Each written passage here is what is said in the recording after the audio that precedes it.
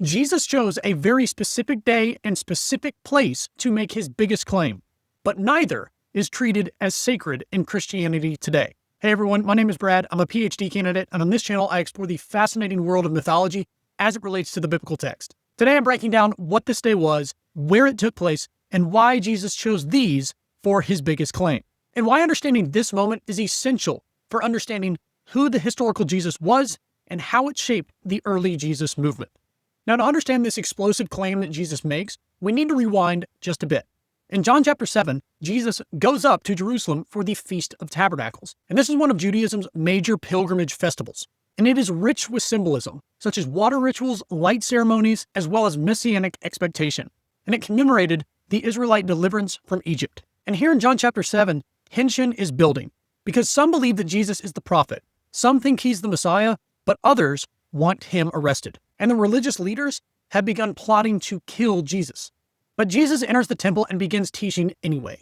And this only intensifies the conflict. Now, the Jewish religious leaders had sent officers or servants to arrest Jesus, but these officers come back empty-handed, saying, "No one has ever spoken like this man." And not surprisingly, these Jewish religious leaders are not happy with this response. And they ask these officers if they too have been led astray. And when John chapter 8 begins, this same festival setting is ongoing. And Jesus stands in the temple courts and declares, "I am the light of the world." But this isn't his biggest claim. Rather, it's the initial setup to the claim that will come. However, this initial claim sparks a long confrontation. First with the Pharisees, the same religious leaders as mentioned before, then with those who initially believed Jesus, but now who have turned hostile to him. And it ends with Jesus saying, "Before Abraham came into existence, I am." And at this, the crowd picks up stones to kill Jesus. Now, I do want to note here, because I'm sure many of you have caught on that I've described a continuous flow in the Feast of Tabernacles with Jesus in the temple complex from John chapter 7 through John chapter 8.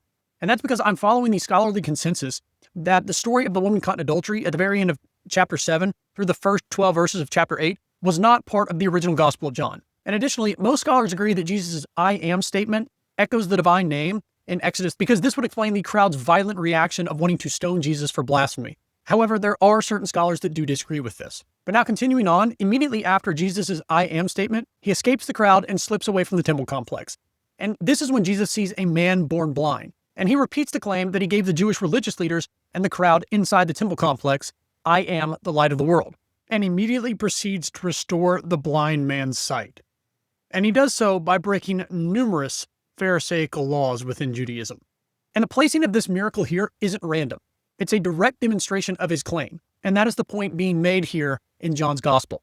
Because if he is the light of the world, he should be able to give light, both figuratively as well as literally. And this validates the testimony that the Pharisees just called illegitimate the first time that he had made the claim, as giving sight to the blind was something associated directly to Adonai in the Old Testament.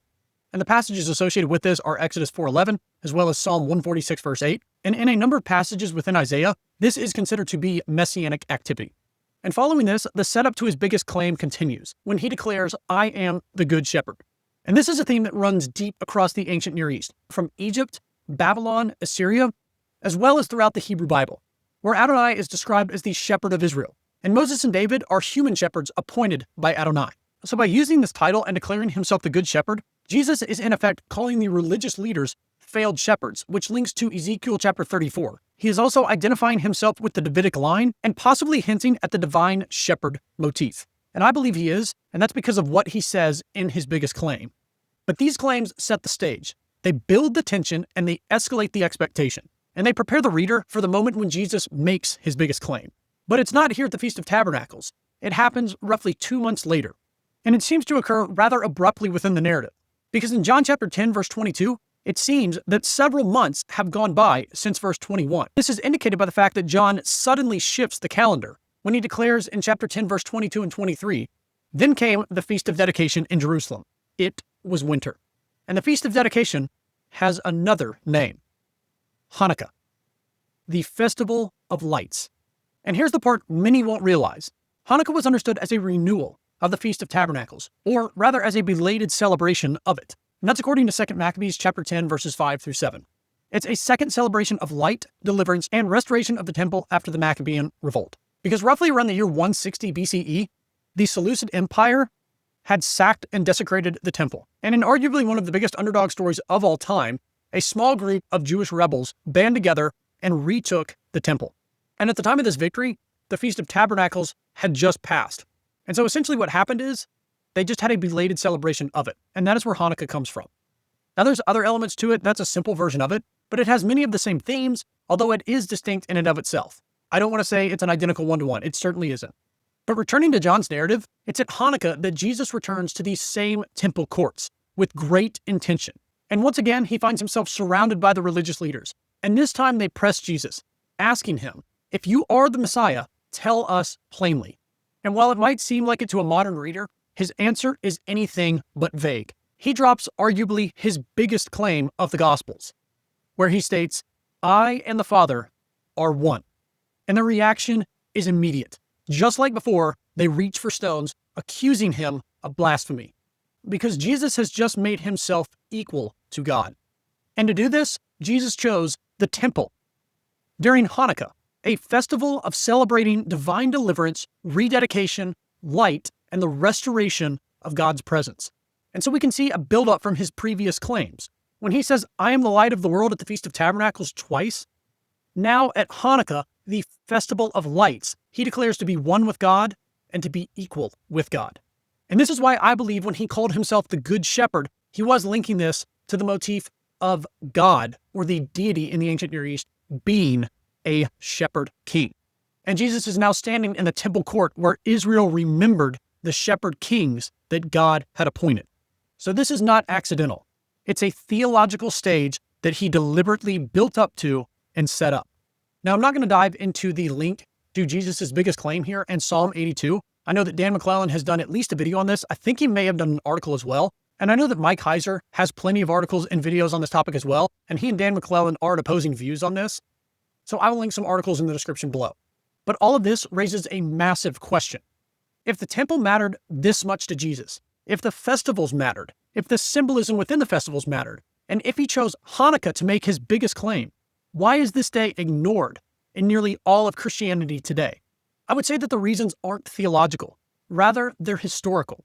Because the reality of it is, the history is complex, it's messy, and it's deeply tied to the separation between Judaism and the early church. But this leads to an uncomfortable realization. It means that perhaps Jesus' biggest claim happened on a day and at a location that nearly all of Christianity does not consider sacred. At the temple and during Hanukkah. And whether you are a religious person or someone who is simply interested in the biblical narrative, when we take a step back and we look at John's narrative as a whole, something becomes clear. Jesus didn't reveal his identity at random. He chose moments saturated with meaning. The temple, festivals, the symbols of light, deliverance, shepherds, and his biggest claim wasn't made in isolation. It was made at the holiest site and during one of the most sacred times in all of Judaism. And furthermore, this time period of Hanukkah was all about rededicating the temple. It was a day about God returning to his people and a day about the triumph of light over darkness. It's in that time that Jesus declared, "I and the Father are one." And maybe the reason that this time period of Hanukkah and the temple are not treated as sacred in much of Christianity today is because Christianity has inherited a version of Jesus that is disconnected from his Jewish world. And that some of what Christianity is today is a version that the earliest followers of Jesus would not have recognized. But when we see the world and the culture that Jesus lived in, this helps bring understanding to what he was trying to create and the identity that he was revealing. And so understanding the temple and Hanukkah doesn't make Jesus smaller, it makes his claims bigger.